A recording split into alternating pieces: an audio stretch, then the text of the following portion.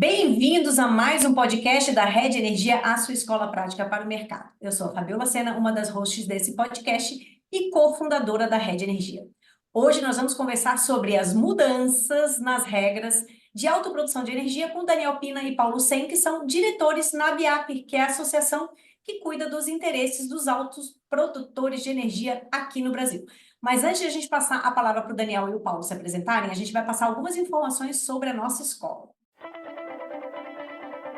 A Rede Energia é a escola de formação contínua para carreiras que precisam compreender tudo sobre mercado e regulação de energia, nos segmentos de geração, comercialização, transmissão e distribuição.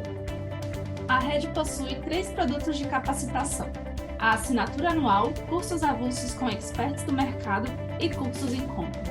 Te convidamos a seguir a Rede Energia na sua plataforma de streaming de podcast favorita, mas também no LinkedIn, Instagram e no Telegram para ficar por dentro de todo o nosso conteúdo disponibilizado gratuitamente. Tudo isso você encontra no site da Rede, redenergia.net. Lembrando que hoje, abril de 2024, nossa assinatura anual já está com mais de 290 horas e todos os meses novos conteúdos são incluídos. E depois desse pequeno comercial, Daniel e Paulo, por favor, se apresentem e na sequência a gente já começa o nosso bate-papo. Olá a todos, sou Daniel Pina, professor aqui da Rede, também diretor aqui da ABIAP, diretor da parte de economia. Estou aqui na associação já trabalhando há 9 anos, então temos alguma experiência acumulada aí. A autoprodução é o nosso dia a dia aqui, tanto meu quanto do Paulo. Então é muito interessante ver toda a dinâmica do mercado, como está acontecendo, e acho que a gente vai ter um bom momento de conversa aqui agora. Olá a todos, obrigado pela audiência, obrigado, Fabiola, pelo espaço.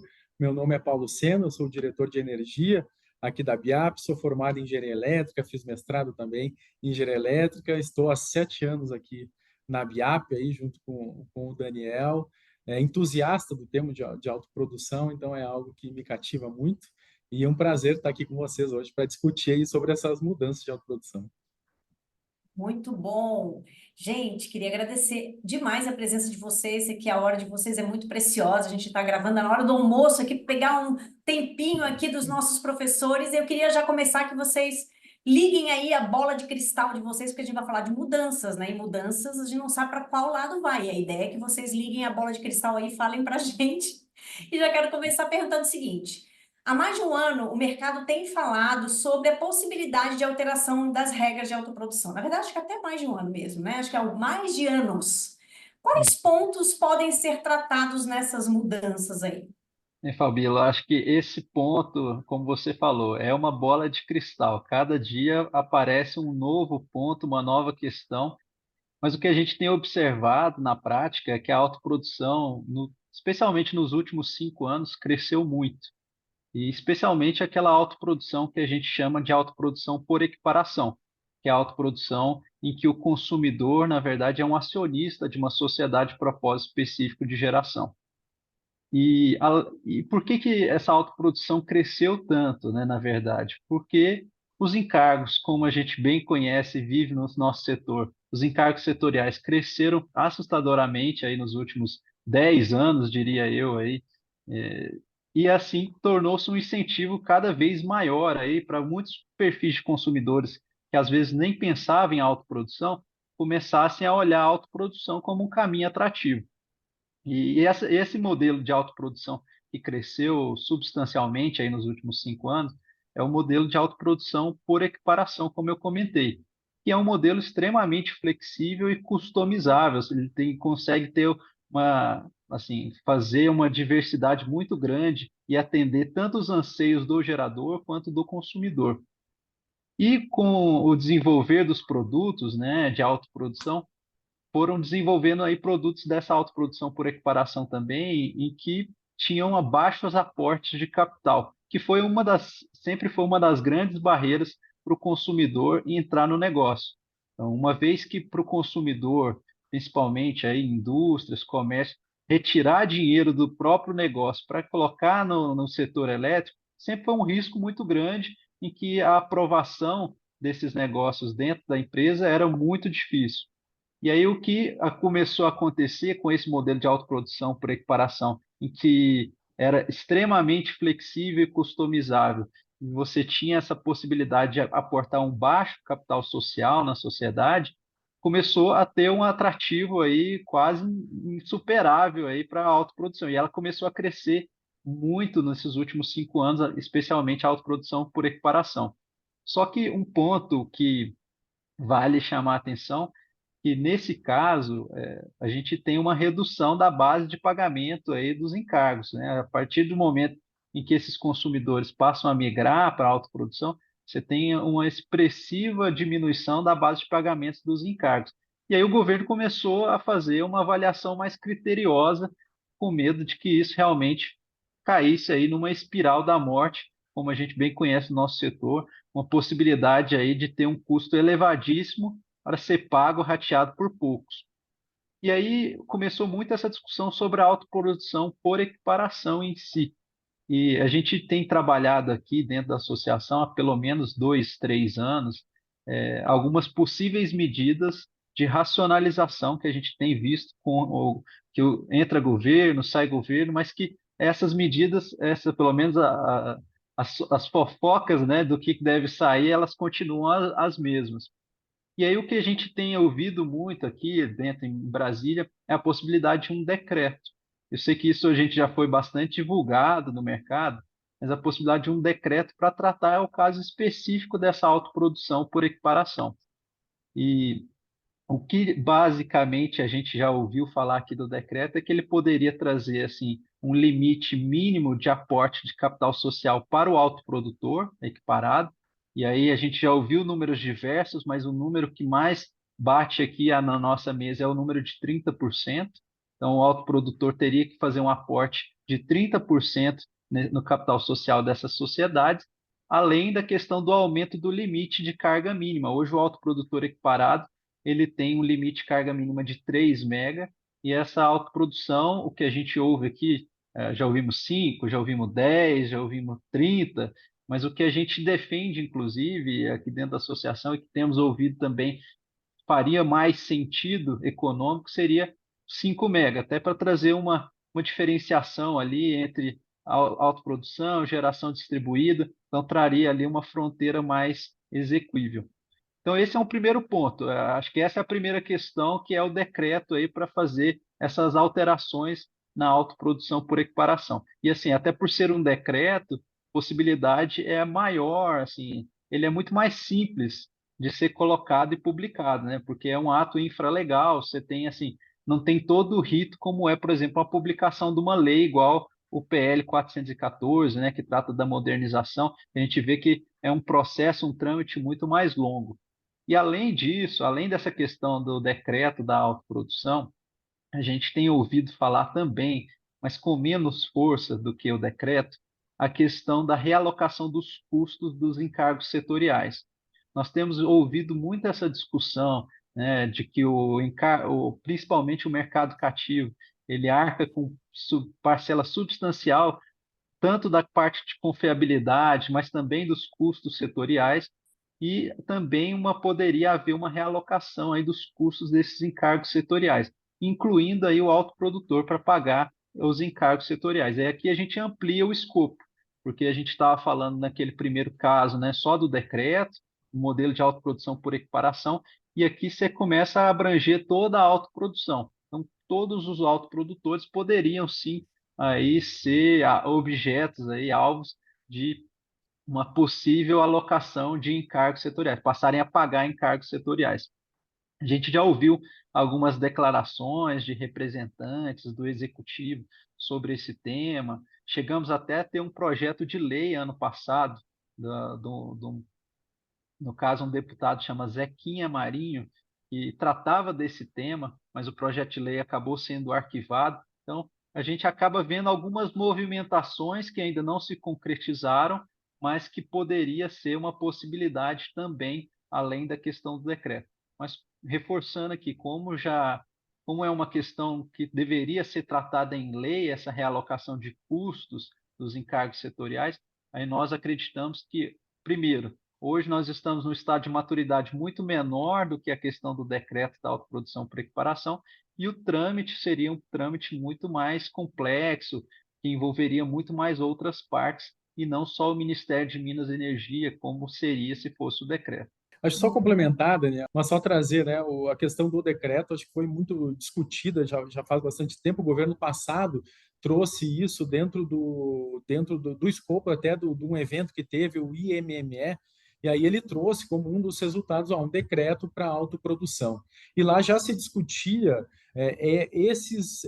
essa alocação correta, talvez, de incentivos, né? E o que se previu lá é que existiam alguns projetos de autoprodução qual o consumidor, de fato, não aportava o recurso dentro das SPS, né? Que seriam os modelos de equiparação. E ali já quiseram colocar uma trave de qual que seria, de fato, então, um empreendimento que pode ser chamado de autoprodução. E ali se acordou que 30% do aporte do consumidor estaria representando, né, esse conceito de autoprodução, ou seja, o consumidor que, de fato, investe em geração. E aí também o caso, né, de você ter uma limitação do valor da potência contratada, né, que é você mudar de 3 para 30, ou para 5, ou para 10, estaria atrelada, de fato, uma trava em relação a essa expansão. E o que a gente pode ver aqui, que não necessariamente, quando você aumenta esse valor da potência contratada, você estaria, de fato, focando a autoprodução para os eletrointensivos, né? A gente pegou aqui um caso específico, por exemplo, o mercado de cimento, ele sendo eletrointensivo, mas ele tem as cargas pulverizadas, né, dentro do território nacional. Então, as cargas são pequenas, apesar do conjunto ser muito grande e a energia ser um fator decisivo para a competição desse insumo, as cargas vezes são pulverizadas. Então, a gente viu, né, que dependendo dessa régua ser muito alta, ela poderia excluir um mercado, né, que é extremamente importante, né, e dependente da autoprodução de energia. Acho que esses são o complemento só aqui da fala do Daniel. Legal, até fiquei curiosa para saber se o decreto pode também alcançar aí o modelo de consórcio, que hoje, acho que até em função do limite do 3 mega, né, você acabou também acelerando alguns projetos de consórcio por arrendamento, né, que é uma modalidade que acabou crescendo mais entre os menores, os que não atingem o 3 mega. Depois vocês podem até complementar se quiserem. Mas eu fiquei com uma dúvida, que é uma dúvida de ordem de, vamos dizer assim, segurança jurídica. Essas regras novas, elas poderiam impactar os negócios que já estão aí acontecendo, né? As autoproduções que já estão acontecendo, rolando aí no mercado? Como que fica aí esse aspecto? Com certeza, Fabiola. Essa talvez seja um dos pontos de maior incerteza, e você tocou numa palavra que eu acho fundamental, de insegurança jurídica para quem hoje tem feito autoprodução, quem tem trabalhado esse modelo, negociado esse modelo, ou mesmo quem já implementou um projeto de autoprodução, mas o empreendimento ainda está em construção e você não tem a autoprodução modelada lá na CCE.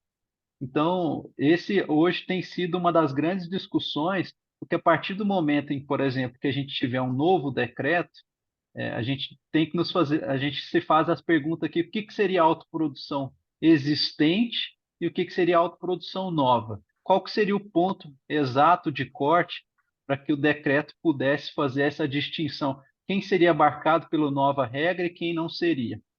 E um ponto que acho que é muito relevante, acho que todos que acompanham o setor elétrico têm isso com bastante clareza na cabeça, é que hoje há uma resistência muito grande de se fazer uma transição temporal, como foi feito, por exemplo, com a micro e mini geração distribuída e também com desconto no fio. No caso em que se deu, por exemplo, um prazo de 12 meses ou 6 meses que fosse possível, qualquer estabelecimento de períodos de tempo, como aconteceu lá na micro e mini GD e também no desconto no fio, assim, o que a gente tem conversado é que até o próprio governo, e acho que todos temos uma consciência, é que teria assim, uma possibilidade de ter uma corrida pela autoprodução, né, assim como teve pelo desconto no fio, pela MMGD.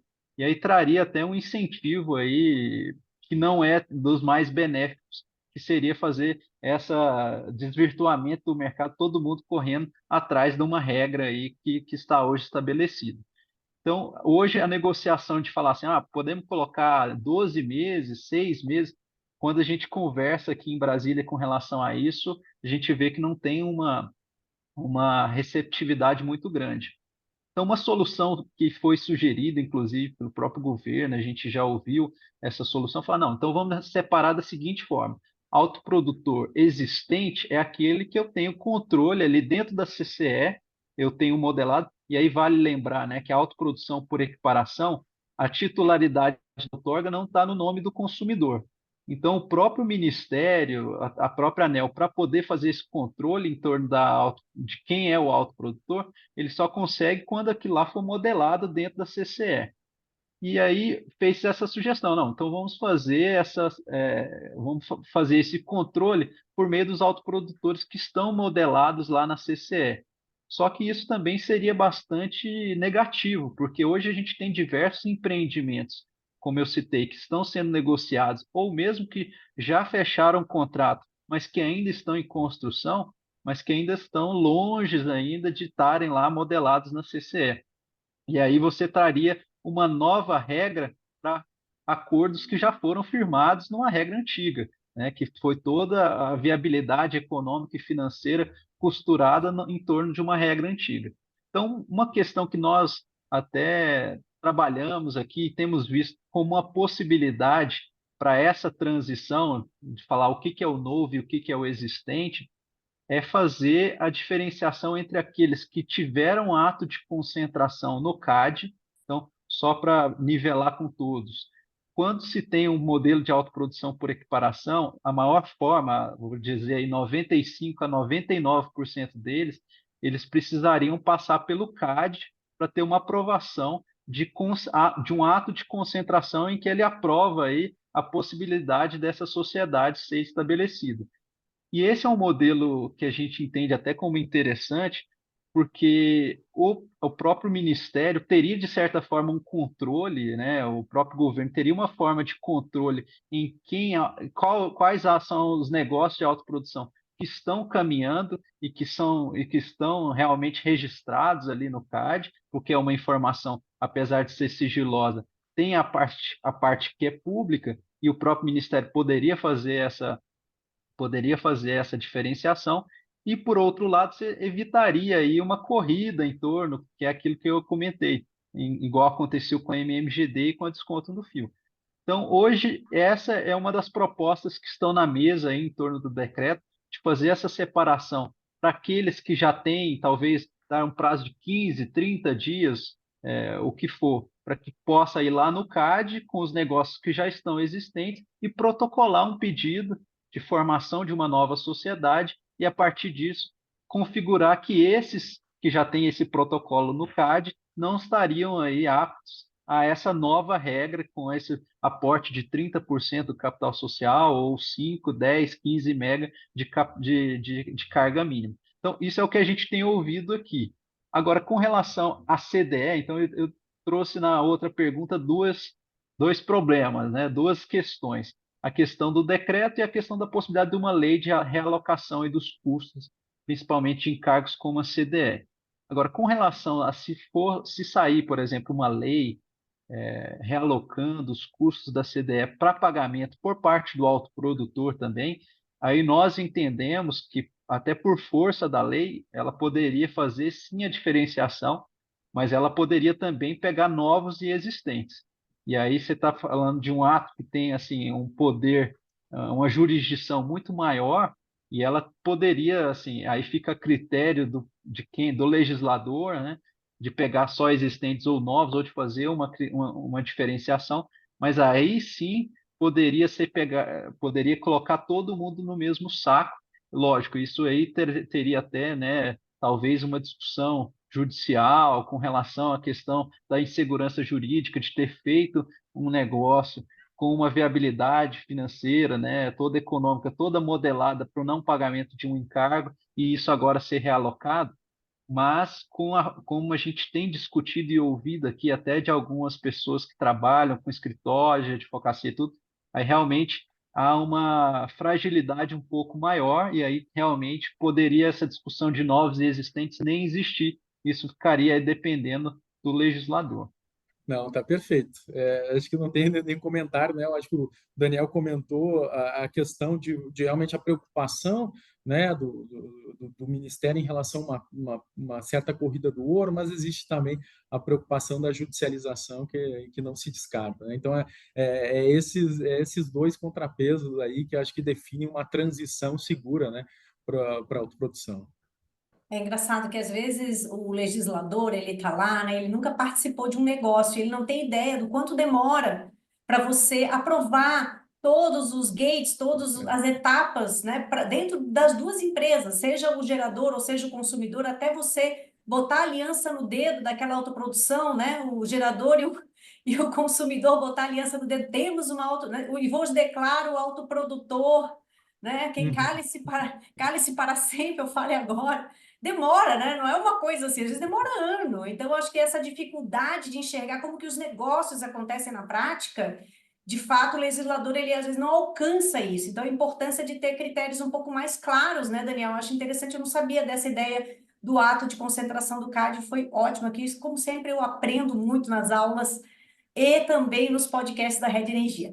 Aí, gente, eu queria ouvir de vocês o seguinte: vocês falaram de possibilidade de retroatividade de regra de rateio de encargo, se for por lei, mínimo de participação do capital social, mudança de potência mínima, enfim, várias coisas que podem, a princípio, pioram, né, a vida do autoprodutor. Vocês acham que isso realmente pode impactar a atratividade, o desenvolvimento desses projetos agora? Como que vocês têm visto isso, essas medidas aí, agora e para frente? Para frente, eu imagino que sim, né? E agora, você já vê que o pessoal já está botando o pé no freio com medo, ou está acelerando antes que a coisa mude? Qual que é a sensação que vocês têm aí? Então, Fabiola, nessa questão toda, né, a gente entende que existe uma certa necessidade de você ter uma intervenção para você conseguir, talvez, frear alguns tipos de arranjos que estão sendo feitos, né, essa que tem sido a visão aí do Ministério, principalmente, mas é muito importante a forma como é feita, né? Lá no nosso curso que a gente tem na Rede, né, a gente estuda lá um histórico da autoprodução, justamente para mostrar que a autoprodução ela não nasce, né, da lei da equiparação lá em 2015, nem em 95, quando surge o produtor independente, ela vem muito antes disso, né? A gente tem aí em 1934 lá no Código de Águas, né, já cita, né, o uso exclusivo, né, para consumo próprio, né? Todas essas questões de autoprodução já são muito antigas, né? Então você agora está propondo desviar, né, esse conceito. Basicamente, pela primeira vez, eu acho que a gente tem assim uma questão de querer frear tudo isso, né? Então, é muito importante a forma, né? E aí, quando a gente vê a questão do decreto, né, ele respeita algumas coisas, né? Você vai ver o investimento mínimo, né, a carga mínima, né, está sendo discutido, né, esse valor, então se respeita esse conceito. Agora, né, como o Daniel comentou, teve, né, no ano passado um projeto de lei que passava, né, o custo da CDE diretamente para o autoprodutor. E aí, qual que é o impacto disso, né, que a gente estudou aqui, como que seria a atratividade dos investimentos, como que ficaria, né, esse mundo da autoprodução, por exemplo, nessa questão.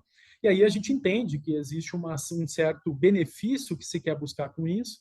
O Daniel comentou no começo, né, na base pagadora da CDE, então você aumenta essa base pagadora. E aí um estudo que a gente fez aqui, até a gente publicou em alguns canais aí de notícia, é justamente qual que é o benefício em relação ao impacto disso para a autoprodução. E o que a gente pôde ver é que quando você aumenta essa base da CDE, os cálculos que a gente teve aqui, seria um benefício na ordem de 0,5%, 0,6% de redução na tarifa do consumidor de baixa tensão. Chega a 1% para um consumidor a 4% do Mercado Livre, né, uma redução. Porém, quando você transfere isso para o autoprodutor, você tem ali, nos casos que a gente pegou, um aumento de custo aí de cerca de 40%. E aí a gente está falando em aumentar o custo da indústria em 40%, né, do alumínio, do ferro, né, de toda a base de produção, que, por exemplo, aqui na Biap, a gente tem aqui mais perto. Então, quando você vai ver o benefício em relação a esse custo, você vê uma desproporcionalidade, que aí, nesse caso, afastaria, com certeza, né, os investimentos, né, na autoprodução e impactaria diretamente a indústria como um todo. Então, esse foi uma das formas que a gente viu, olha, não é o modo, né, de você alcançar aquilo que se pretende, né? Então, a gente entende do problema hoje do pagamento, né, de encargos, né, e é uma luta, né, você tentar reduzir isso, né? A gente discutiu muito CDE nos últimos anos, hoje a gente já discute energia de reserva, né? A gente tem visto, né, esses custos aumentando, está vindo mais um leilão de reserva de capacidade, e por mais que a gente precise de potência, a gente precisa também equalizar esses custos, né, para que isso não forme cada vez uma pressão maior em relação a esses consumidores. Então, a gente entende esses dois lados, mas a forma, né, como vai ser feita, ela é muito importante aqui. Então, que nem a gente viu, né, por exemplo, esse caso que eu citei, ele de fato, né, inviabilizaria os investimentos, até mesmo os existentes, né? Você teria um impacto lá para esse autoprodutor, né, que traria um prejuízo diretamente na indústria. Então, acho que o recado aqui, acho que é muito importante, né, ter a forma como vai ser feita, né, porque realmente o resultado pode ser bastante danoso, né? Ponto relevante que o Paulo comentou é que essa discussão da CDE em si, talvez ela seja a mais sensível. E aqui a gente está tratando CDE, mas essa realocação de custos poderia ser com outros encargos também. Mas colocando CDE, porque hoje é o encargo aí, talvez o chave do nosso setor que tem maiores custos. Mas é uma realocação como essa, ela, como o Paulo bem mencionou, ela traria um impacto muito relevante para o autoprodutor, e talvez seria uma medida ineficiente de redução aí, conforme até os estudos internos que a gente conduziu aqui, seria ineficiente para a redução tarifária de forma geral. Agora, para o autoprodutor, sem dúvida, seria um grande baque aí, talvez traria aí um impacto muito significativo para os consumidores que estão aí fazendo a parte de autoprodução. E também a questão do decreto, né, da possibilidade do decreto, nós entendemos que a limitação da carga mínima ela é talvez um dos pontos principais, porque ali você, na verdade, delimita qual o perfil de consumidor que pode fazer usufruto aí da questão da autoprodução por equiparação. Então, se você tivesse uma elevação aí para valores que a gente já ouviu, até de 30 mega, isso seria realmente alguma coisa que poderia dificultar muito novos negócios em autoprodução por equiparação. Porque hoje, quem tem 30 mega, cargas individuais de 30 mega, já praticamente já tem autoprodução. Então, você reduziria muito o mercado. E essa questão também do limite do aporte de capital social mínimo, aí realmente vai muito do mercado ali, traria todo um ajuste, que eu acho que com certeza traria uma redução, né, do ímpeto que hoje existe no mercado pela autoprodução, mas a gente ainda não conhece, assim, acho que talvez o impacto também esteja muito atrelado ao valor dos encargos. Se a gente tiver um encargo menor, com certeza o ímpeto também vai cair aí da autoprodução por equiparação. Então, tem toda uma sequência de variáveis aí que são importantes, não dá para fazer uma previsão muito assertiva, mas sem dúvida o que o Paulo comentou, que a alocação dos custos desses encargos setoriais traria um impacto aí talvez mais imediato e mais forte para quem está fazendo negócio em autoprodução. Muito interessante, até para alinhar aqui com a nossa audiência, muitos talvez não saibam os pormenores das regras, né? Mas quando a gente está falando de encargos, basicamente a gente está falando de CDE, Proinfa, encargo de energia de reserva, encargo de serviço de sistema e o encargo de reserva de capacidade, né? Grosso modo, são esses 5 encargos aí que há ou isenção, né, ou não pagamento, né? Tem também uma questão jurídica, eu sou engenheira, não vou me Não meter a incidência, falar não aí. incidência. Não incidência, exatamente. Essa é a Isenção, palavra. não incidência. Esse é o palavreado. Isso aí tudo vocês aprendem no curso do Daniel e do Paulo, tá, gente? Mas eu lembro que, em relação a alguns desses encargos, teve uma discussão na ANEEL há um tempo, e até isso acabou se refletindo no AGP, né, nas regras da CCE, às vezes vem aquele pacotão de regras lá de novembro, aí veio mudança lá dentro, aí até a gente descobrir que o negócio mudou lá e que tem impacto na forma como você paga o encargo e tal. Queria saber se tem alguma novidade nesse front aí dos encargos em relação a AGP, CCE, agência. Conta um pouquinho para a gente como é que está esse sistema aí. Perfeito, Fabiola. Esse, de fato, aconteceu aí há alguns anos atrás, que hoje a gente tem dois grupos de encargos, né? Então, e a gente vai ver isso na CCE, inclusive, são regras de comercialização diferentes. Então, para aqueles encargos que a gente fala que incide na comercialização de energia, a gente tem aquele caderno de AGP. Então, aquele caderno de AGP vai te informar CDE e PROINFA, que são esses dois encargos que incidem lá na comercialização de energia.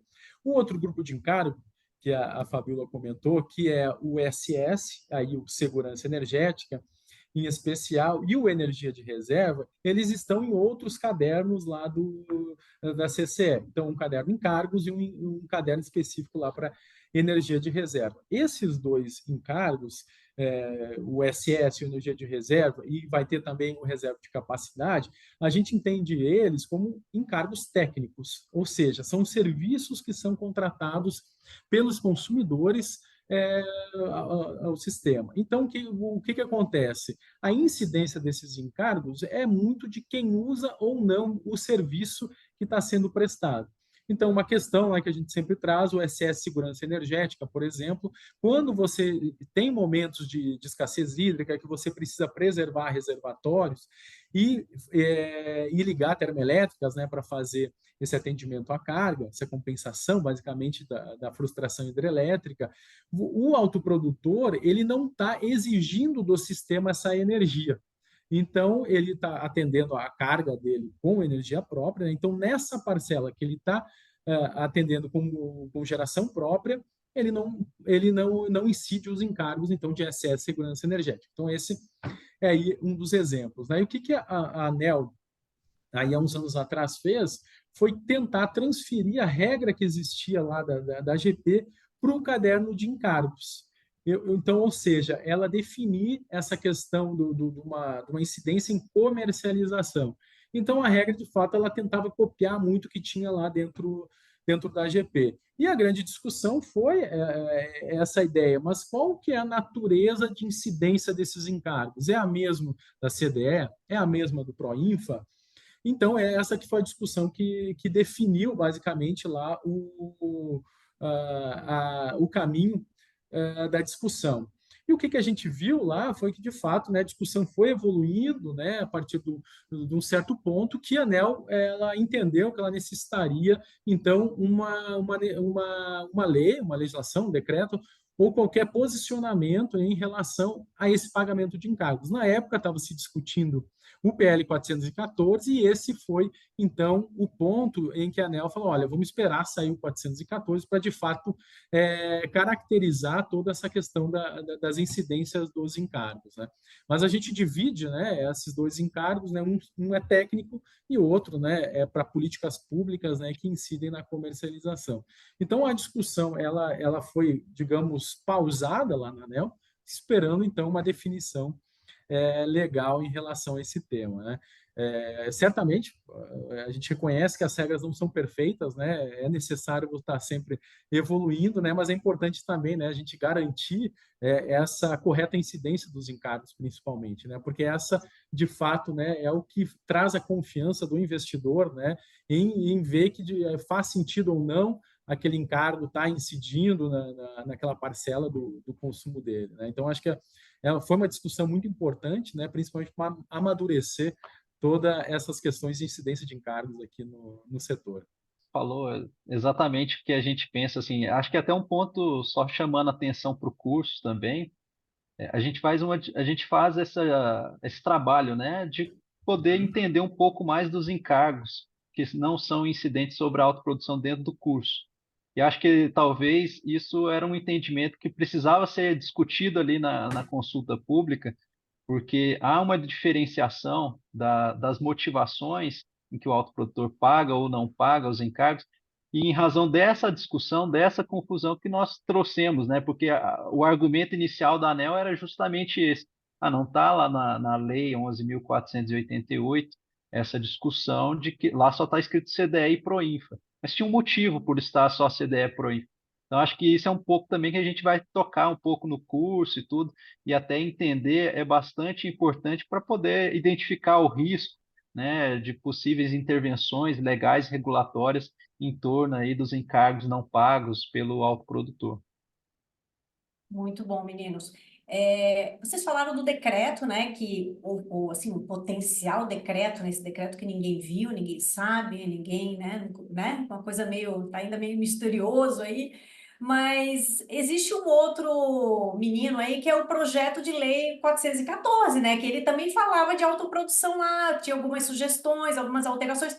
Dentre as N formatos, N versões do PL 414. Vocês podem falar um pouquinho do que estava lá, o que vocês acham que pode prosperar do que está lá, que pode ser feita uma cirurgia e transportado para o decreto, o que que não? Fala um pouquinho sobre esse PL, ou ele já está esquecido lá e aquele texto, a parte da autoprodução vai ser rasgada fora e vai tudo para o decreto.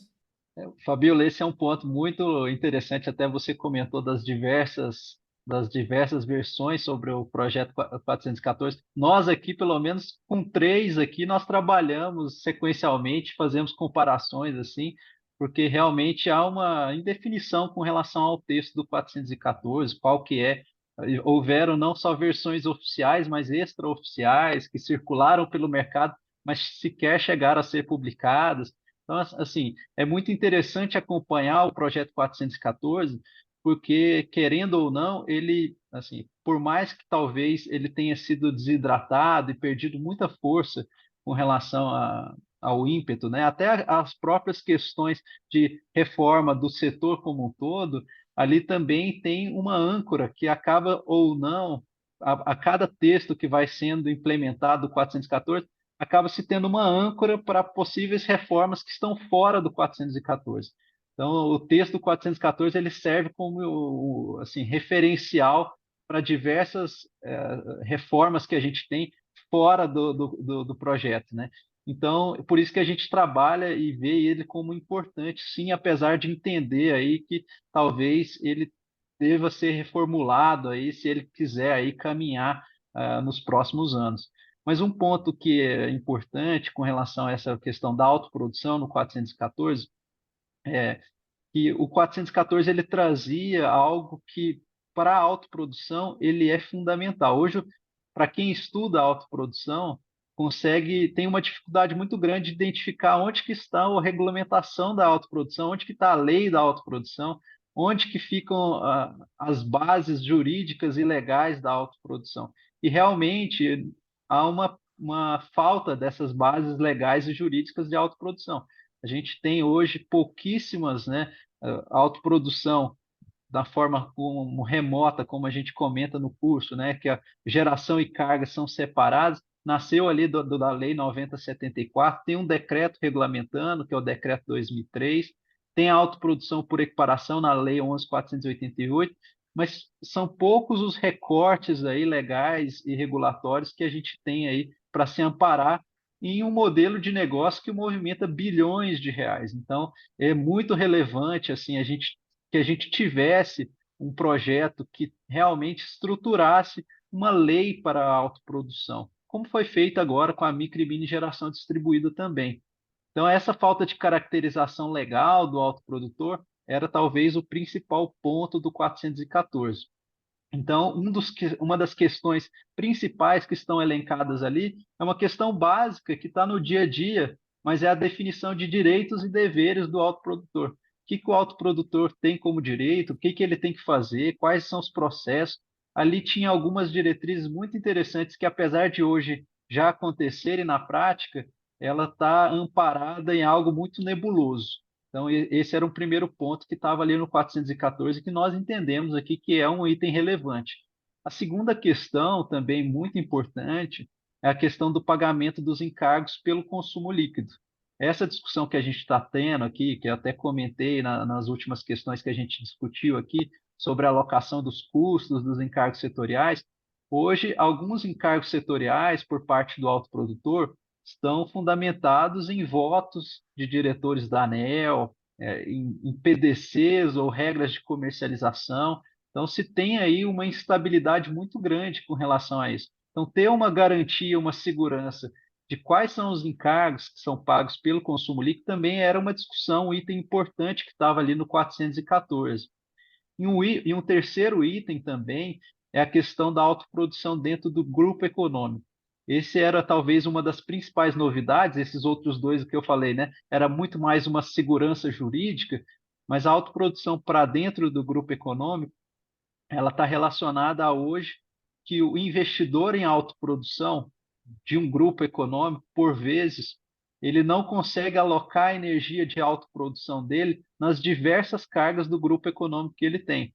Vamos supor, eu tenho um negócio, eu tenho uma holding que é investidora em autoprodução e essa holding tem vários negócios diferentes. Vamos supor, cimento, metais e outros negócios que ela faz parte.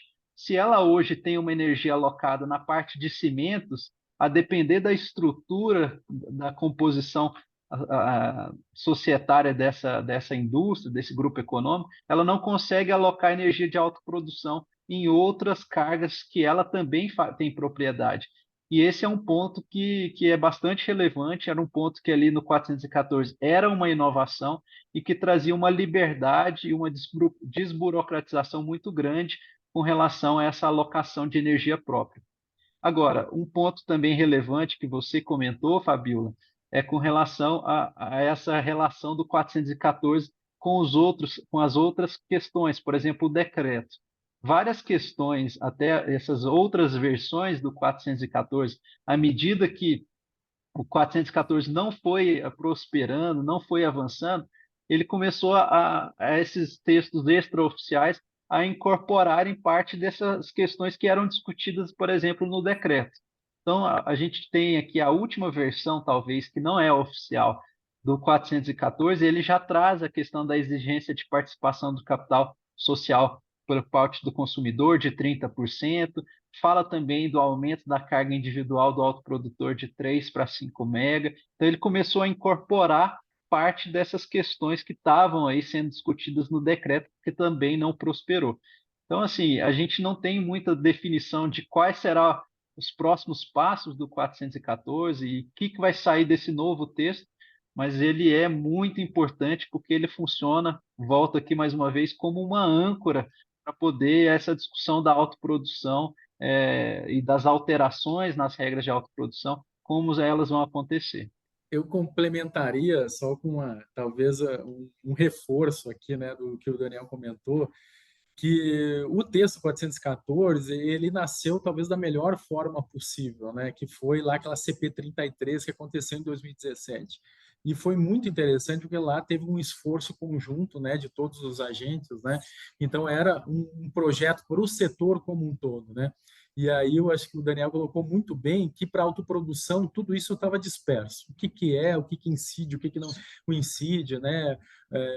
Hoje a gente tem a lei do CDE, do Proinfa, a gente tem lei para energia de reserva, por exemplo, o ESS, né? A gente tem uma previsão em lei, mas tudo isso, né, para você chegar nessa interpretação técnica do que não incide, né, a ANEEL, né, acho que muito bem, com uma clareza muito boa, fez isso, né, durante as consultas públicas, né, que se discutiu os encargos e definiu as incidências, né. Então, a CP 33 foi um espaço para a gente falar, olha, isso aqui tá bom, tá ruim, vamos continuar assim, não vamos, né? E aí saiu esse texto para o autoprodutor, que 95% dele é consolidação de normas.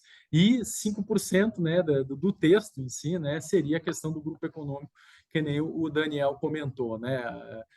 Algo que lá na época a gente já via essa dificuldade de você simplesmente, né, transferir uma outorga de um lado para o outro, né, leva meses aí na ANEEL, lá na CP33 se viu uma forma de você conseguir essa flexibilidade.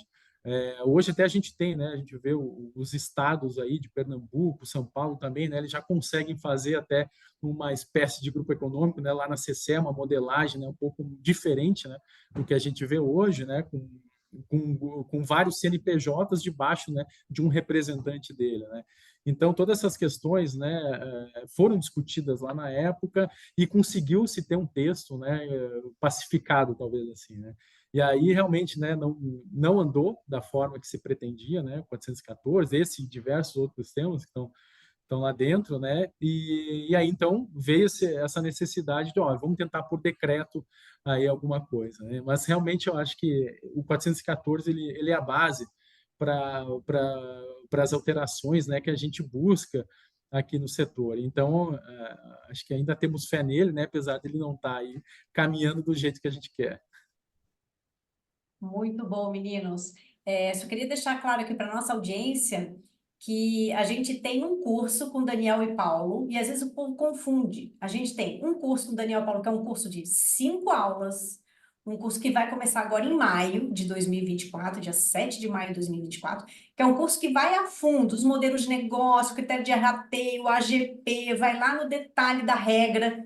Realmente é um mergulho em tudo de autoprodução. E aí a gente tem um outro curso com o Rafael Gomes, que inclusive o Paulo e o Daniel fizeram, que é só de contratos, é estruturação contratual. Então é para entender os contratos que estão relacionados a essas estruturas. Então, pessoal, não confundam. O nosso curso de autoprodução, riscos e oportunidades é com o Paulo e com o Daniel, que são economista e advogado engenheiro, Paulo, e o Daniel economista. E temos o outro curso que é com advogado, que é aquela coisa arada lá de um monte de contrato diferente, acordo de acionista, toda aquela parafernália contratual que é com o Rafael Gomes do Lefoz. Então, não confundam. Meninos, nosso bate-papo chegou ao fim. Queria agradecer a presença de vocês. Vocês já são aqui da escola, voltem sempre que vocês quiserem. A escola está sempre de portas abertas para vocês. E queria deixar um espaço final para vocês falarem do curso. Deixa um recadinho aqui para o pessoal, convida todo mundo para fazer o curso de vocês. Fabiola, eu queria agradecer, viu? Sempre muito bom poder passar esse tempo com você, ter as conversas sempre muito produtivas, muito legal a gente poder participar e entender um pouco, né? Construir um pouquinho junto com vocês aí a Rede, que é uma escola referência aí para todo o setor. Com relação ao curso, eu queria convidar todos que estão ouvindo aí pacientemente nós até agora aqui. A gente está fazendo várias questões muito interessantes para esse curso, estamos tentando trabalhar cada vez mais questões práticas para poder se fazer simulações e tentar trabalhar no dia a dia, né? Vendo também quais são as dificuldades, tanto pelo lado do gerador do consumidor, entendendo as duas pontas, como a própria Fabiola comentou, para ter um casamento perfeito, né, entre o consumidor e o gerador, temos que fazer esse entendimento e a gente tenta fazer esse panorama aí, né, de qual que é o dia a dia do autoprodutor pela parte do consumidor, qual que é os modelos de negócio por parte do gerador, para que as partes se entendam de uma forma melhor e a gente consiga aí prosperar aí com a autoprodução. Então esse é o recado que eu gostaria de deixar no final aqui da nossa participação. Perfeito. Então, reforçando o convite aqui já feito pela Fabiola e pelo Daniel, espero vocês lá no curso de autoprodução que a gente tem aqui com a Rede, né? Sempre muito grato aqui em ceder esse espaço, né? E dar essa oportunidade para a gente passar um pouco, né, do nosso dia a dia para vocês. É uma rotina que eu adoro, né? Mas ela é tão complexa, né? A gente vê, né, desde das questões aí de incidência de encargos, né? A gente pega, fazer uma produção com uma fonte solar, eólica, né? Que diferença faz isso, né? A gente tem discussões, né, em relação a essas questões lá dentro do curso, né? Traz para vocês realmente digamos assim, né? Uma questão até bem particular, né, da autoprodução, pega a regra, vê como é que funciona o dia a dia do autoprodutor mesmo, como é que tua vida lá na CCE, o que envolve tudo isso, né? E essa relação consumidor e gerador, ela tem que ser realmente dos dois lados, né? Esse conhecimento é muito importante, né? Para, de fato, né, os negócios acontecerem, né? Ter a confiança no que você está comprando, né? No que você está vendendo também, eu acho que é muito importante. Então, grato aqui pelo espaço, né? E espero vocês lá. Obrigada, Paulo. Obrigada, Daniel. E antes de me despedir, pessoal, aquele recadinho final, né? Se vocês gostaram desse episódio, não deixe de ouvir os outros. E para deixar as sócias da Rede Energia Felizes, deixe aqui os seus 5 estrelas, o seu joinha na avaliação do podcast e até a próxima. Valeu, pessoal. Tchau, tchau. Este foi mais um episódio do Redcast. que também está disponível no YouTube e na plataforma da Rede Energia. Acompanhe o Redcast na sua plataforma favorita e receba uma notificação sempre que adicionarmos um novo episódio. Se você gostou desse episódio, não esqueça de compartilhar e deixar um comentário ou avaliação. Até a próxima!